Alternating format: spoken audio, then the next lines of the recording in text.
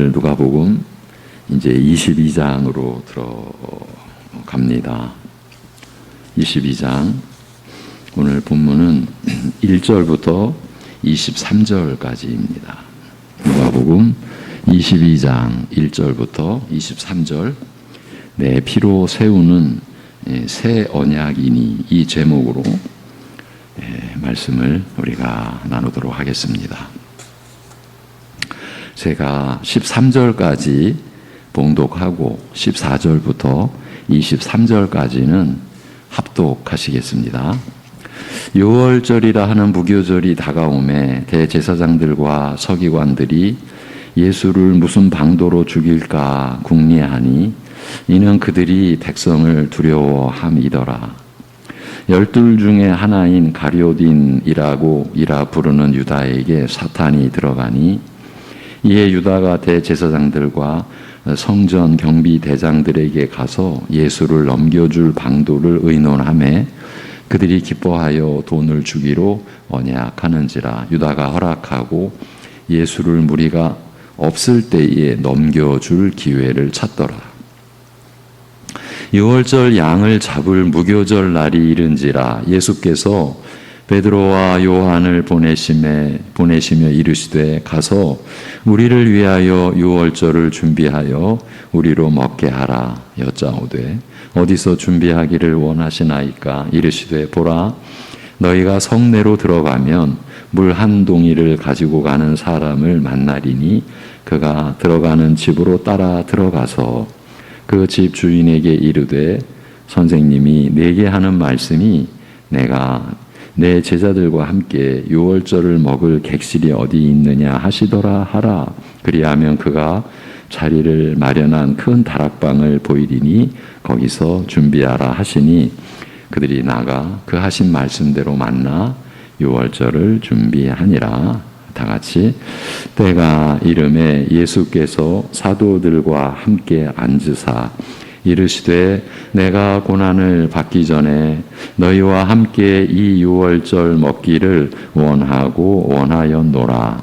내가 너희에게 이르노니 이 유월절이 하나님의 나라에서 이루기까지 다시 먹지 아니하리라 하시고 이에 잔을 받으사 감사 기도하시고 이르시되 이것을 갖다가 너희끼리 나누라.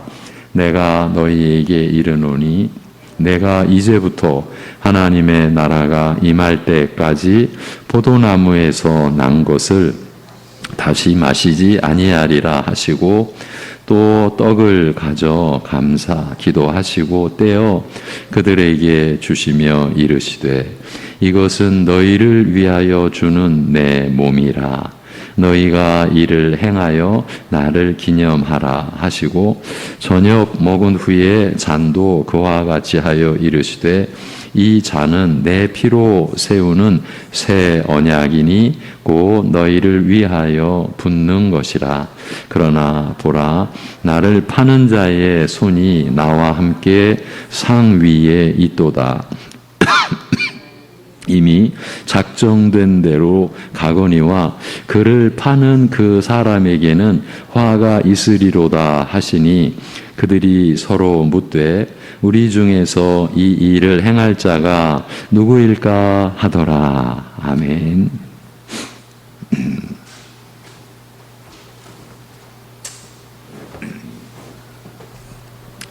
예수님께서 이스라엘과 특히 그 지도자들을 악한 농부에 비유하시되 주인으로부터 포도원 경작을 위탁받고서도 제때에 소출을 거둬 주인에게 드리지 않을 뿐 아니라 이를 받으러 온 종들과 주인의 아들까지 죽이는 자와 같다고 하셨습니다. 말하자면 하나님께서 그의 나라를 이스라엘에게 맡겨 거룩한 교회로 세워가기를 바라셨으나 오히려 이스라엘은 하나님의 종들과 심지어 그 아들까지 죽이고 이 나라를 자기들이 차지하려는 반역자들이 되고 만 것을 지적하신 것입니다. 지금 예수님께서 이렇게 드러내시고 지적하신 이 역사를 우리가 다르게 보면 안 되겠죠. 예. 그대로 우리가 봐야 됩니다. 예. 그리고 이때로부터 이스라엘의 지도자들과 예수님 사이에는 매우 심각한 갈등이 시작되었습니다. 어찌하든지 예수님을 제거하고자 거듭 덫을 놓아 시험하는 자들을 보시고, 여러분, 하나님 나라 안에서 이런 일이 일어나고 있었습니다. 덫을 놓았습니다. 예. 그가 어떻게 여겨졌든지 덫을 놓았다. 하나님 나라에서 이 일이 지금 어떤 무섭고 잘못된 일을 벌이고 있는지 지금 저들에게는 하등 거리낌도 없고 가책도 없고 오히려 당연히 해야 할 일이라. 이것은 사도 바울이 회심하기 전에 예수 믿는 자들, 교회를 잔멸하려고 동분서주했던 그런 모습과 다를 바가 없죠. 이렇게 예수님을 제거하고자 거듭 덫을 놓아 시험하는 자들을 보시고, 죄악에서 결코 돌아서지 않는 저들의 완악함을 보시고, 예수님께서는 이스라엘이 머지않아 성전 파괴와 더불어 그 죄악에 대한 형벌을 받아 망할 것이요, 이와 함께 마지막 시대가 시작되리라고 선언하셨습니다. 우리가 앞에서 몇 주 동안 보아온 내용입니다. 이날의 이스라엘은 그들이 범한 죄악에 대하여 모든 분량대로 철저한 형벌을 받을 것이라고 하셨습니다. 대적의 칼날에 엎드러지고 포로로 잡혀 열국 중에 흩어져 망할 것이며, 예루살렘과 성전은 파괴되어 이방인에게 짓밟히게 될 것이며, 이와 더불어 성전에서 행해지던 모든 섬김의 의식과 제도들이, 이스라엘의 존립을 지탱하던 모든 은혜의 수단들이 사라질 것이라, 다 무너질 것이라, 없어질 것이라 하셨습니다. 말하자면 옛것이 다 무너지고 새로운 것이 세워지는 새 시대가 시작될 것을 암시하신 것입니다. 이러한 급박한 상황을 의식하신 듯 예수님께서는 낮 동안에 성전에서 백성들을 가르치시다가 밤에는 감람산으로 들어가 밤을 지내시고 다시 아침 일찍부터 성전에서 가르치시기를 계속하셨습니다. 예수님께서도 이 급박한 상황을 그렇게 의식하셨다. 우리가 그렇게 볼 수 있는 것 아닌가라고 말씀을 드렸죠. 그러나 예수님께서 이와 같이 밤낮을 가리지 않고 이스라엘을 가르치시는 일에 온 마음과 힘을 다하신 가장 직접적인 이유는 바로 십자가를 목전에 둔 때였기 때문입니다. 옛것을 허물고 새 것을 세우는 일, 옛 언약을 폐하고 새 언약을 세우는 일, 옛 시대에서 새 시대로 이행하는 바로 이 일에 있어서 결정적인 역할을 할 그의 죽으심, 그리스도 자신의 죽으심을 눈앞에 두고 계셨기 때문입니다. 그리고 오늘 본문 말씀은 바로 예수님의 이러한 죽음과 깊은 관련이 있는 그의 죽으심의 의미를 밝히는 성만찬, 우리로 말하면 성례, 성찬 의식을 제정하신 일을 기록하고 있습니다. 누가는 우선 유월절을 목전에 둔 당시 예루살렘의 분위기를 알리되 대제사장들과 서기관들이 예수님을 어떻게 하든지 제거하려고 하였으나 다만 백성들을 두려워하여 실행하지 못했다고 기록하고 있습니다. 오늘 유월절에 대해서 또 한번 정리하고 가야겠습니다.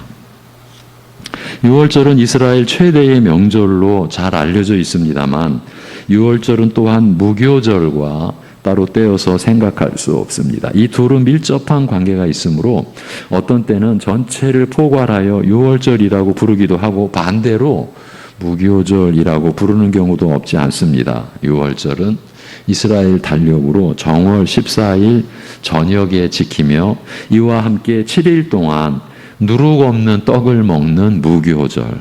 그래서 무교절입니다. 누룩 없는 떡을 먹는 무교절이 이어지게 됩니다. 그러니까 음식을 모르는 제가 이렇게 표현하자면 그냥 밀가루 반죽한 채로 먹는 거랑 마찬가지죠. 저보다 더 잘 아시겠죠?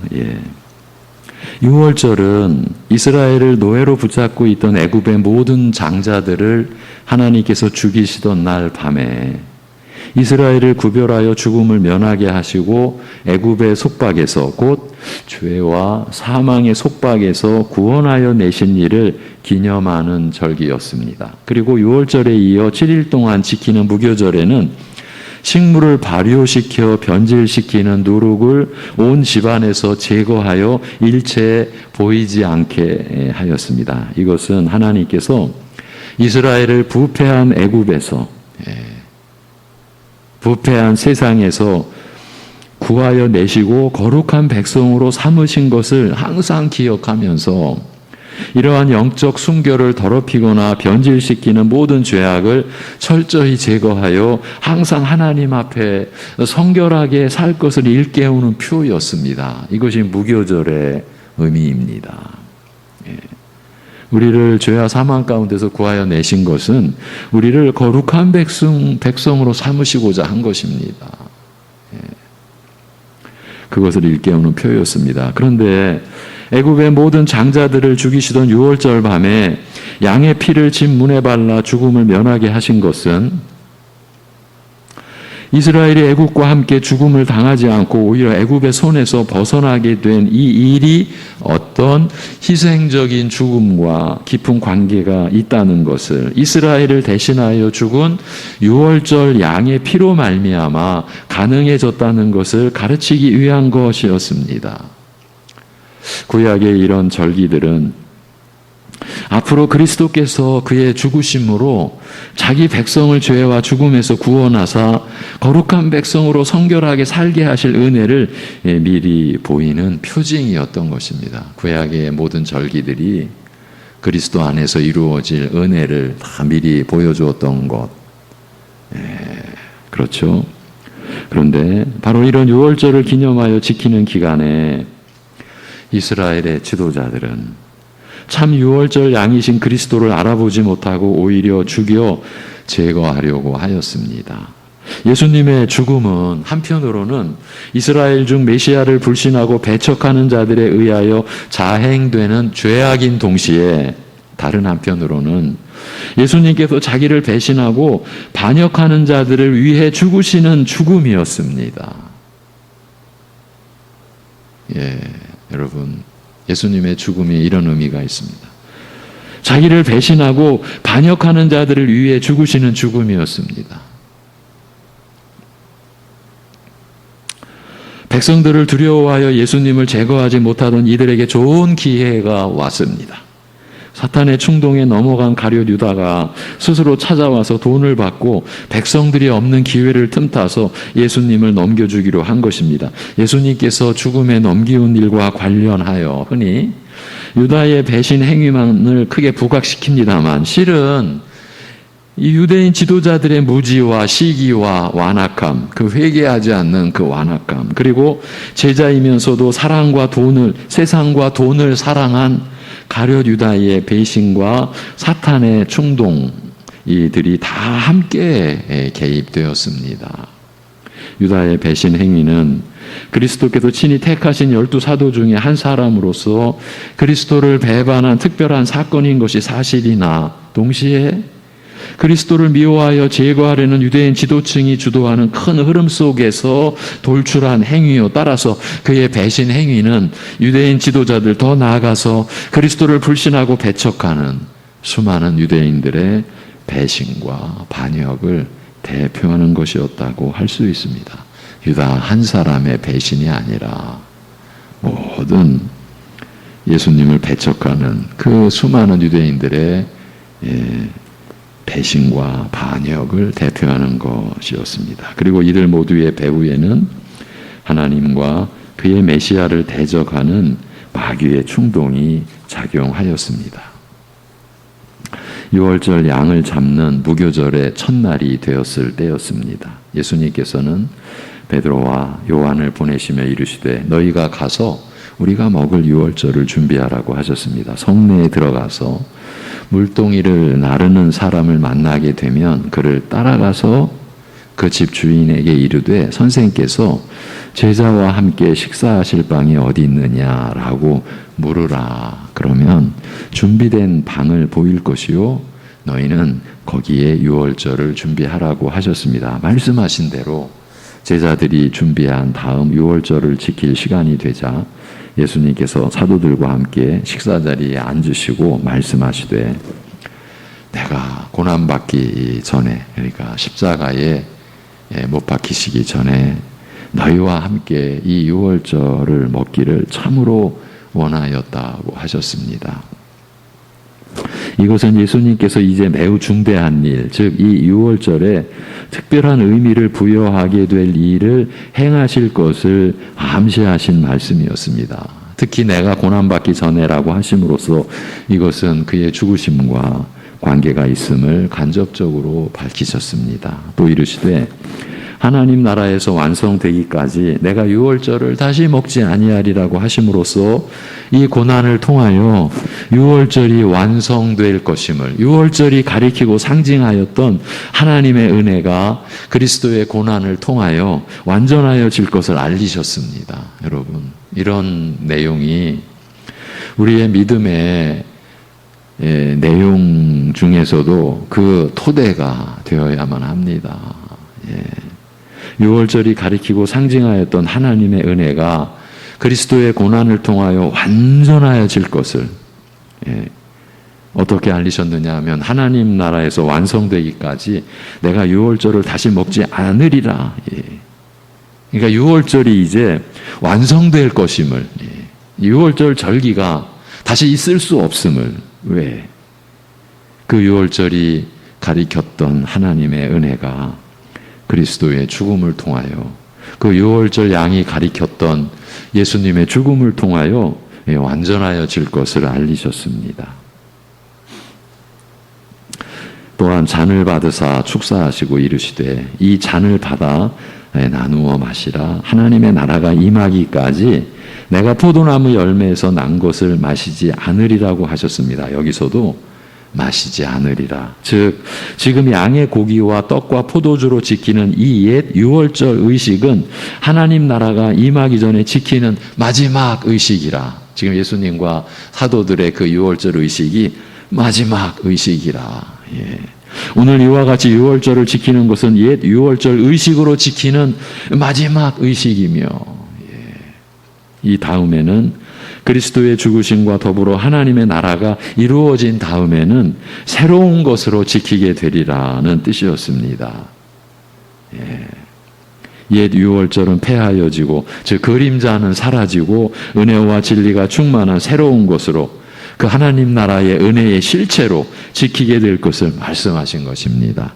비록 옛 의식과 같이 동일하게 포도주와 떡을 사용할 것이나, 우리가 성찬식에서 포도주와 떡을 사용하지 않습니까? 그러나 그 내용은 전혀 새로워진 의식으로 옛것이 그림자로 증거하던 그 은혜가 충만하게 실현된 것으로 지키게 될 것을 알리신 것입니다. 예수님께서는 떡을 취하사 축사하시고 떼어 나누어 이르시기를 이는 너희를 위하여 주어지는 내 몸이라고 하셨습니다. 범죄한 이스라엘을 위하여 사지 백체가 조각조각 베어 쪼개지고 불태워져서 하나님께 드려지던 제물이요. 여러분, 옛 구약의 제사 의식이 그랬죠. 범죄한 자신들을 위하여 백체 사지가 조각조각 각을 뜬다고 그러지 않습니까? 조각조각 베어 쪼개지고 불태워져서 하나님께 드려지던 그 제물. 제가 신앙생활의 초기에는 이제 이런 의식에 대해서는 참 미약했습니다. 그런데 그 하나님께 드려지던 제물, 자신들의 죄가 아니라 범죄한 이스라엘을 위하여 백체 사지가 조각조각 베어 쪼개지고 불태워져서 하나님께 드려지던 그 제물들. 여러분, 우리가 어떻게 생각해야 되겠습니까? 헤아릴 수 없는 수많은 동물들이, 가축들이, 짐승들이 그 제사 의식에 그렇게 희생되었습니다.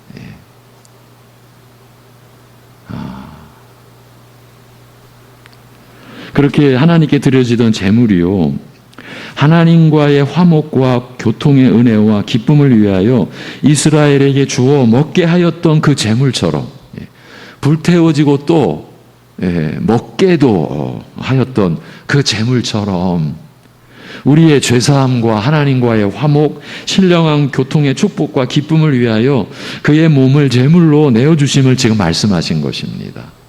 여러분, 우리가 지금 살아서 하나님을 예배하며 누리는 이 모든 은혜가 바로 이 은혜 아닙니까?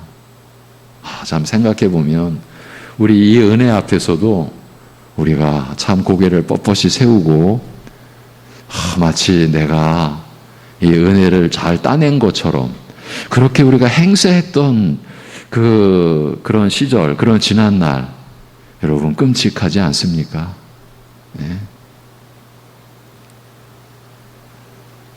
제가 그래서 기회 있을 때마다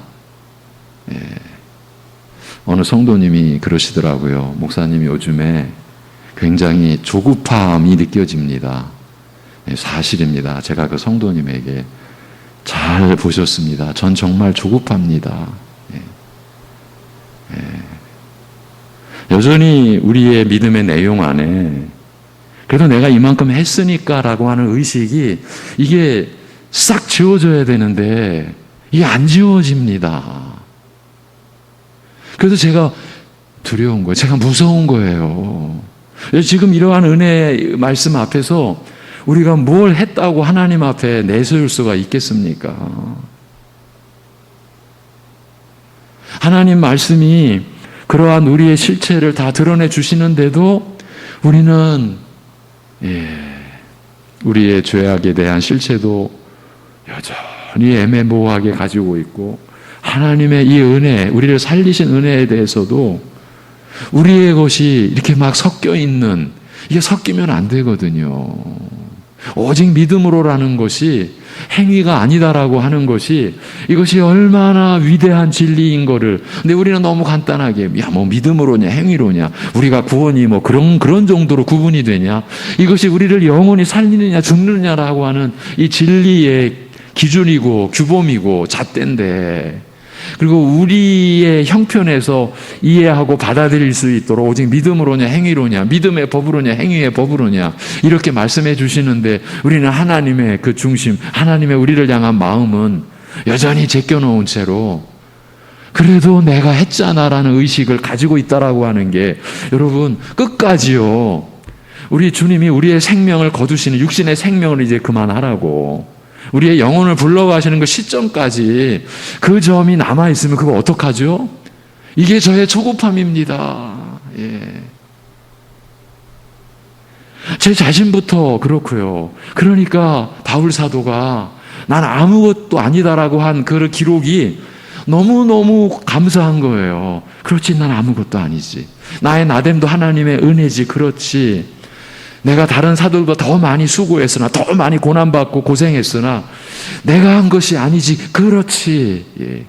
그 고백에서 머리카락 한 올만큼의 착오도 있어서는 안 됩니다. 우리의 중심으로 그렇습니다. 내가 한 것이 아닙니다. 오직 나와 함께 하신 하나님의 은혜라고 하는 이 고백 속에서 우리가 거하여야 됩니다. 우리의 죄사함과 하나님과의 화목, 신령한 이 교통의 축복과 기쁨을 위하여 우리가 할 수 있는 일은 아무것도 없었습니다.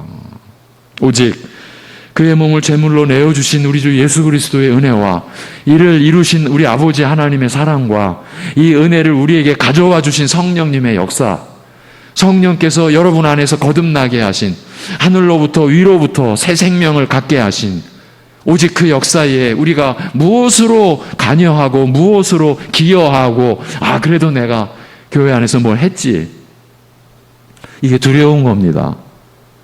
다른 거 다 차치하고 이게 두려운 거예요. 네.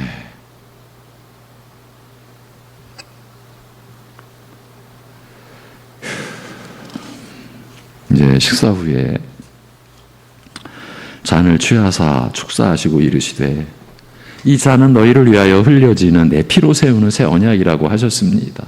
하나님께서 이스라엘을 애굽에서 구원하여 내시고 신의 산으로 인도하사 저들에게 하나님 백성으로 거룩하게 살도록 율법을 주시면서 이스라엘과 언약을 맺으실 때였습니다. 짐승을 잡아 번제와 화목제로 드리고 그 피를 반은 제단에 뿌리고 반은 백성들에게 뿌림으로써 제물의 희생적인 죽음이 하나님께서 죄 많은 이스라엘을 자신의 백성으로 삼으시는 은혜의 근거임을, 그 제물의 희생적인 죽음이 오직 우리가 누리는 은혜의 근거임을 보이셨어요. 그런 후에 모세와 제사장 아론과 그 아들들 그리고 70인의 장로 등 이스라엘을 대표하는 이들을 하나님께서 강림하여 임재하신 산으로 오르게 하셔서 지극히 거룩한 영광 가운데서 먹고 마시게 함으로써 하나님과의 화목과 복된 교통의 기쁨을 맛보게 하셨습니다. 그러나 옛 언약은 짐승의 피로 세운 것으로서 다만 앞으로 올 완전한 언약과 언약의 피를 가리키는 징표에 불과하였습니다. 이제 그것들이 가리키는 참된 언약을 온전한 제물이신 그리스도의 피로, 그리스도의 죽음으로 세우사 우리의 많은 죄를 정결케 하시고 사하여 정결케 하시고 하나님과 화목하게 하시며 신령한 교통을 누리는 가운데 하나님께 순종하여 거룩하게 살게 하실 것이라고 말씀하신 것입니다. 그리고 이를 행하여 나를 기념하라고 하셨습니다. 이후에 떡과 잔을 나누어 먹고 마심으로써 이 은혜를 기념하라. 마음에서 사라지게 하지 말고 기억하여 이 의식을 행할 때마다 이 은혜를 새롭게 하라고 하셨습니다. 구약의 표현을 빌리면 기억하라고 하신 것입니다.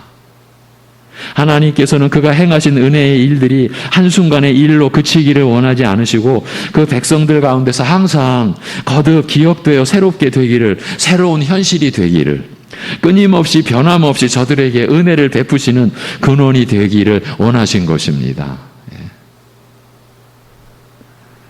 하나님께서 이 역사를 다 동원하셔서 우리에게 이런 언약 주시고 그 언약을 이루시고 그 언약의 역사, 그 실현된 완전한 이루어진 하나님의 은혜를 누리며 살게 하신 이 열심 안에서 우리가 지금 어떻게 살고 있을까? 이 은혜와 얼마나 우리가 가깝게 밀접하게 살고 있을까? 우리 각자가 자신에게 질문해야 되지 않겠습니까?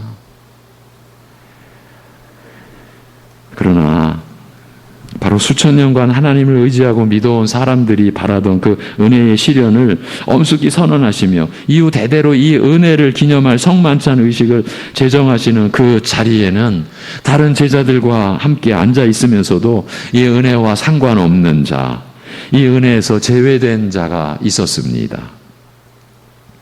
예수님께서 말씀하셨습니다. 보라, 나를 파는 자의 손이 나와 함께 상 위에 있도다.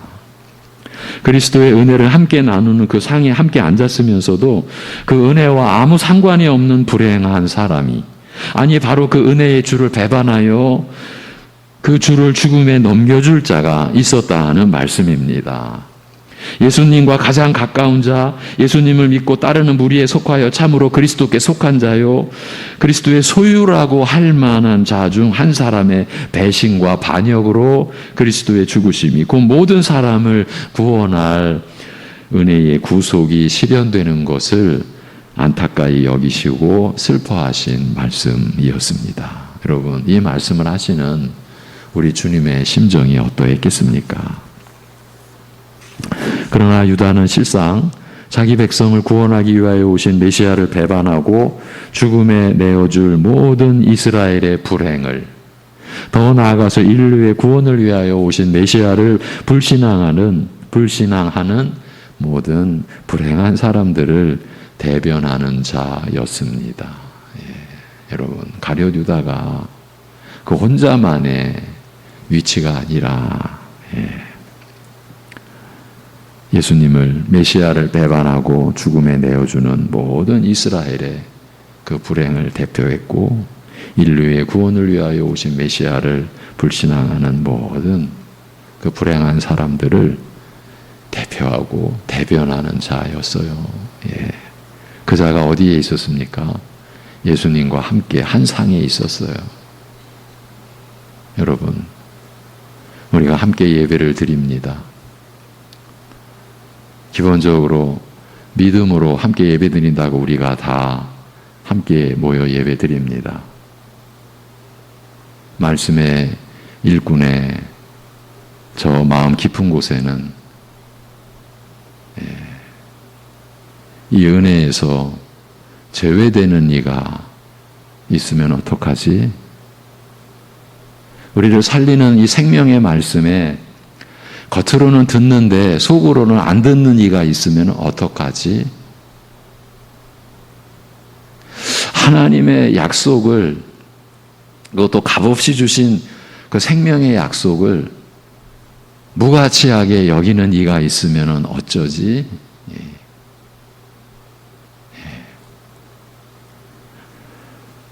목회로 교회를 섬기는 그 수십 년 전 초창기에는 거의 느껴보지 못했던 두려움이 요즘에는 어쩌면 늘 있습니다. 거기다 이제 여기까지 나갑니다. 혹시 내가 그들을 죽이고 있는 것은 아닐까? 이런 고민.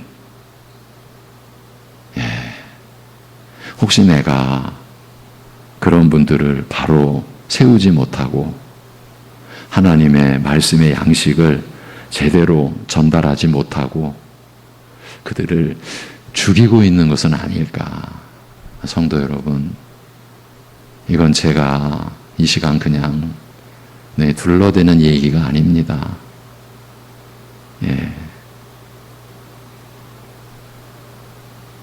저의 마음의 두려움이고 아픔입니다. 내가 죽이고 있으면 어떡하지? 인자는 그 정한 바대로 하나님께서 정하신 뜻을 따라 죽는 것이나 나를 배신하여 넘겨주는 그 사람에게는 화가 있으리로다라고 말씀하십니다.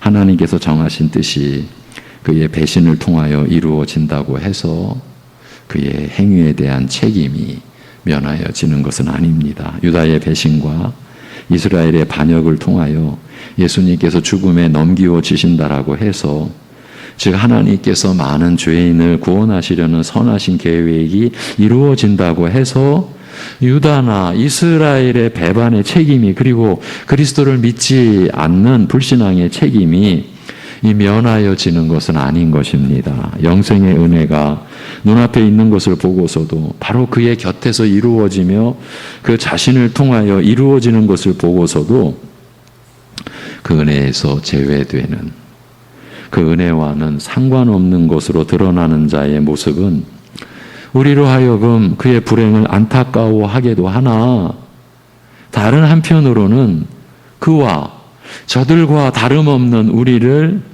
아무 조건 없이 구원하신 하나님의 무한한 은혜와 헤아릴 수 없는 지혜 앞에서 겸손히 엎드리게 할 뿐입니다. 성도 여러분, 유다 또 이 무지하고 완악한 이스라엘 이 지도자들, 이스라엘 백성들과 우리가 다른 존재입니까? 그들은 없는 우리 안에 이 은혜를 받을 뭔가가 있었기 때문입니까? 그러한 의식이 지금 우리 안에 남아 있다면 죄송합니다.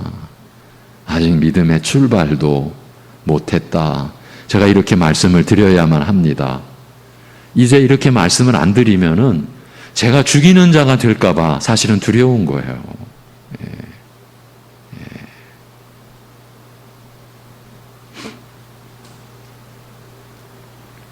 저들과 우리는 다름없었어요.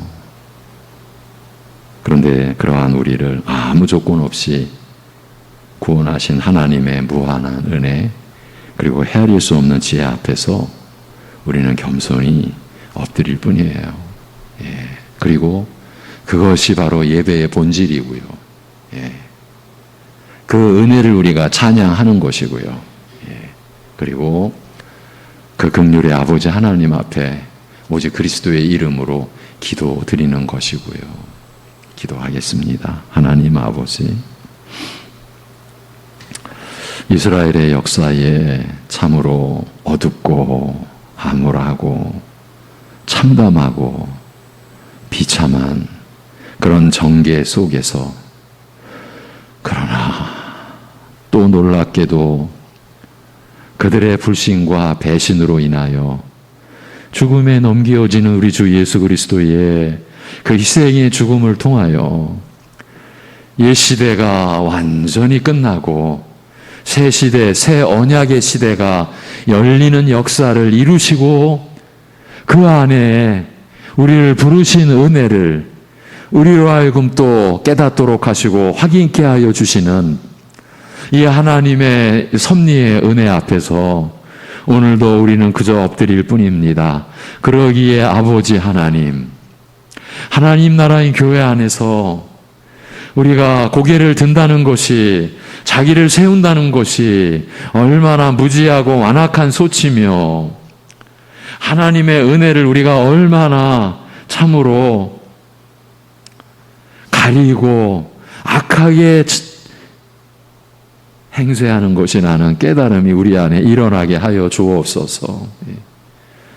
그러는 가운데서도 전혀 그러한 돌이킴과 회개함이 없는 모습이 우리 안에 있다는 것이 두렵습니다. 아버지 하나님, 참으로 우리 송내 중앙교회, 주님께서 피 값으로 사서 세우신 주님의 머리 되신 주님의 이 몸된 교회를 오직 말씀의 은혜로 세워 주시옵소서. 그리스도의 그 희생의 죽음에 근거한 은혜 위에 성령께서 부어주시는 하나님의 사랑, 그 말씀을 통해 우리 안에 부어지는 하나님의 사랑으로 우리 교회가, 교회 지체된 우리 성도들이 세워지게 하여 주옵시고, 거룩한 백성으로 하나님께서 부르신 그 뜻을 따라서 죄와 구별되며 세상과 구별되며 자신의 욕심과 구별되며 오직 하나님의 이름과 나라와 뜻이 생애의 온전한 목표가 되는 중심으로 온갖 고난과 또 환난과 어려움 속에서도 죽은 자를 다시 살리시는 하나님만을 신뢰하고 의지하는 믿음으로 피할 길을 열어주시는, 끝까지 우리를 책임지시는 주님의 은혜와 사랑을 의지하고 그리하여 주님께 모든 것을 맡기고 살아갈 수 있게 하여 주시옵소서. 아버지 하나님, 우리 주님의 그 희생의 죽음을 가리키는 헤아릴 수 없는 이스라엘 역사 속에서 희생된 그 제물들, 그리고 그 제물이 가리켰던 우리 주님의 죽으심을 우리가 얼마나 거룩하게 여기고, 얼마나 존귀하게 여기고, 얼마나 값진 은혜로 여기고, 그 은혜가 우리를 영원히 살린 유일한 생명의 근거가 됨을 우리가 얼마나 확신 있게 고백하고 있는지 돌이켜보는 우리들 되게 하여 주시옵소서. 아버지 하나님, 태풍의 여러 가지 어려움에 우리가 또 처해 있습니다. 이 땅, 이 민족을 긍휼히 여겨주시고 지켜 보호하여 주시옵소서. 우리 교회 안에 우리 청년들의 모임이 있습니다. 외적으로 태풍이 부는 그런 상황 속에서 말씀의 자리를 마련합니다. 하나님께서 외적인 상황을 지켜주시고 그들 영혼 속에 하나님의 말씀의 역사가, 그야말로 태풍같이 불러일으키는 역사가 저들의 영혼을 뒤흔들고, 그래서 자신들의 생애를 하나님께 고정시키는 새 생명의 역사가 나타나도록 은혜 베풀어 주시옵소서. 아버지 하나님, 이 모든 것을 주님께 의탁하오며 우리 주 예수 그리스도의 이름으로 기도하옵나이다. 아멘.